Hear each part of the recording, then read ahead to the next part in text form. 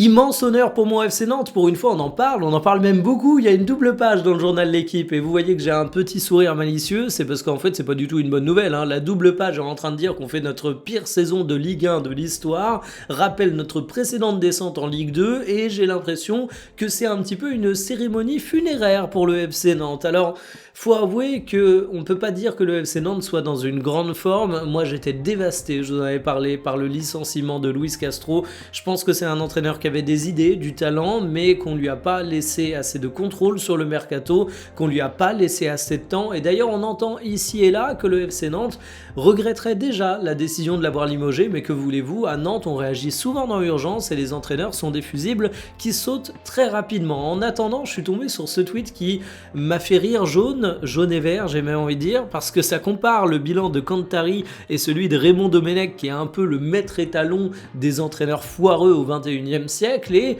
Cantari fait pire. Et oui, alors de toute façon, Cantari, quand tu voyais le retour des supporters de Valenciennes, tu t'attendais pas à voir débarquer un crack, mais alors là, ça montre à quel point la situation est catastrophique. Tu te retrouves même avec la Brigade Loire, qui a été le soutien indéfectible du FC Nantes, même dans les périodes les plus dures, qui se met un petit peu en retrait, parce qu'ils en ont plein le cul, pour dire les choses très franchement. Tous les feux sont au rouge du côté de Nantes. Le prochain match, c'est face à Monaco. Autant dire que ça va pas être simple, très loin de là. Donc vraiment, je suis extrêmement inquiet pour le FC Nantes. Mais au bout d'un moment, j'ai beau aimer mon club, il y a une vérité qu'il faut rappeler, c'est qu'à force de flirter avec la relégation saison après saison, à force d'accumuler les mauvaises décisions, au bout d'un moment, tu peux pas jouer le mec ultra surpris quand tu vois qu'on descend. C'est dramatique.